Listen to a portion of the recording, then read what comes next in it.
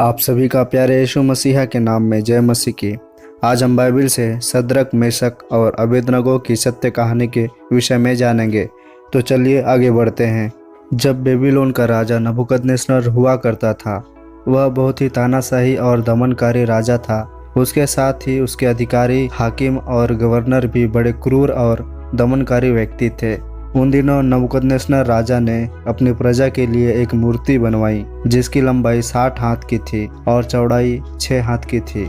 उस मूर्ति को बेबीलोन के प्रांत के दूरा नामक मैदान में खड़ा करवाया गया था और उस मूर्ति की प्रतिष्ठा के लिए राजा नबूकदनेस्सर ने अपने सभी हाकिमों, गवर्नरों और अधिकारियों को बुलवाया। तब वे सभी उस मूर्ति को देखकर राजा का प्रशंसा और बड़ाई करने लगे और वहां के हाकिमों और संदेश वाहकों ने ढिंढोरा पिटवाया कि और ऊंचे स्वर से पुकार कर कहा, हे देश देश और जाति जाति के लोगों और भिन्न भिन्न भाषा बोलने वाले, तुम सबको यह आज्ञा सुनाई जाती है कि जिस भी समय तुम्हें नरसिंगा, वीणा, सारंगी आदि ये सब बाजे का शब्द सुनाई पड़े, तब तुम सभी प्रजा और लोग उसी समय गिरकर नबूकदनेस्सर राजा की खड़ी कराई हुई सोने की मूरत को दंडवत करना अनिवार्य होगा, और जो दंडवत नहीं करेगा वह उसी घड़ी धधकते हुए भट्टे में डाला जाएगा, अर्थात जलते हुए आग में डाल दिया जाएगा। तब इसी प्रकार वहां उस सोने की मूरत का दंडवत होता रहा। लेकिन नबूकदनेस्सर राजा के 3 कर्मचारी जो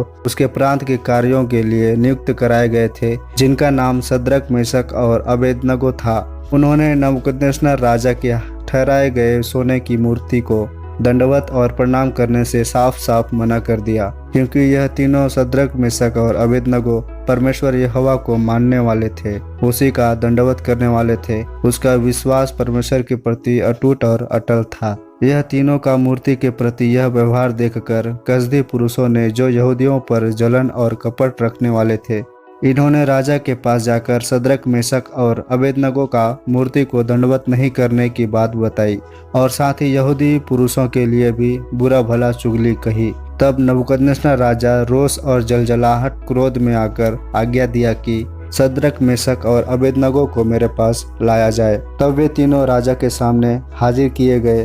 तब राजा ने उन तीनों से पूछा, तुम लोग जो मेरे देवता की उपासना नहीं करते हो और न ही मेरी खड़ी कराई हुई सोने की मूर्ति को दंडवत करते हो, और पूछा, क्या तुम यह जानबूझकर करते हो? मैं फिर से कहता हूँ, यदि तुम अभी तैयार हो कि मेरी बनाई हुई मूर्त को दंडवत करने के लिए, तो तुम बचे जाओगे, और यदि तुम दंडवत नहीं करोगे तो इसी घड़ी धधकते हुए आग के भट्टे में डाल दिए जाओगे। फिर ऐसा कौन देवता है जो तुमको मेरे हाथों से बचाएगा? तब सद्रक, मेशक और अबेदनगो ने राजा से कहा, हे नबूकदनेस्सर राजा, इस विषय में तुझे उत्तर देने का हमें कोई प्रयोजन नहीं जान पड़ता है। हमारा परमेश्वर जिसकी हम उपासना करते हैं, वह हमको उसी धधकते हुए आग के भट्टे से बचाने की शक्ति रखता है।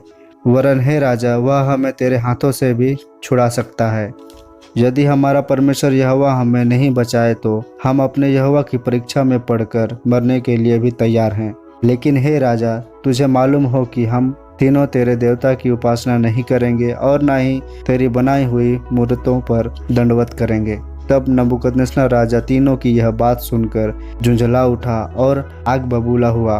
तब वह अपने सेवकों को आज्ञा दिया कि उस भट्टे को और 7 गुना तेज अर्थात अधिक कर दिया जाए। फिर अपनी सेना के बलवान पुरुषों को आज्ञा दिया कि सद्रक, मेशक और अबेदनगो को उस आग के भट्टे में डाल दिया जाए। तब वे सैनिकों ने तीनों को उनके अंगरखों, बागों और वस्त्रों के साथ ही उन्हें भट्टे में फेंक दिया, और आग की आंच तेज होने के कारण जिन लोगों ने उन्हें भट्टे में फेंक दिया था, वह आग की आंच से जलकर मर गए। लेकिन जब वे तीनों सद्रक, मेशक और अबेदनगो आग के भट्टे में अंदर गिरे, तब वे अंदर में टहलने लगे।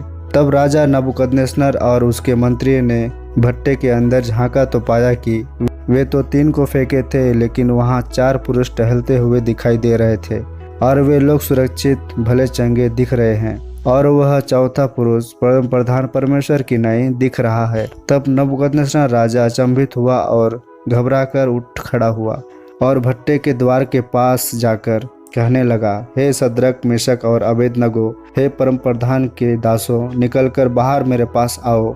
यह सुनकर वे तीनों बाहर आए। तब वहां खड़े सभी मंत्री, हाकिमों, गवर्नरों ने देखा कि वे आग के प्रभाव से बिल्कुल सुरक्षित हैं। उनका सिर से लेकर पांव तक जलने का कोई भी निशान नहीं था।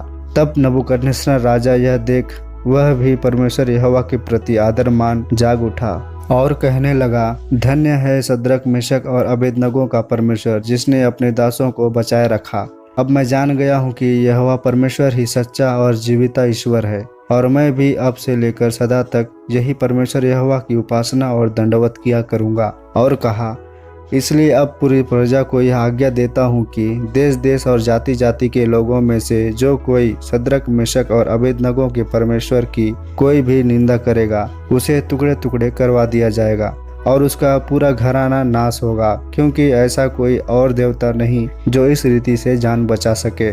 इसी के साथ सद्रक मेशक और अबेदनगो की सत्य कहानी समाप्त होती है।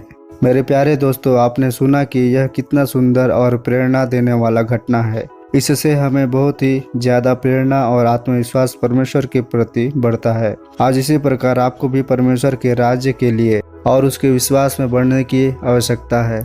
साथ ही हमें चाहिए कि इसी विश्वास के साथ परमेश्वर का सेवा और सेवकाई भी करनी चाहिए। केवल पास्टर का ही जिम्मेदारी नहीं है कि वह परमेश्वर के राज्य के लिए आगे बढ़े और सुसमाचार प्रचार करे। यह आप भी अपने अपने जगहों से परमेश्वर की सेवकाई कर सकते हैं।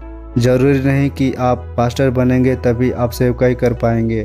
नहीं दोस्तों, यह हर व्यक्ति का जिम्मेदारी है कि भटके और बोझ से दबे हुए लोगों को परमेश्वर की शिक्षा देकर उनका जीवन बचाने का, और इसी के साथ अपने पास्टरों का और कलीसिया का पूरा मान सम्मान करें। धन्यवाद।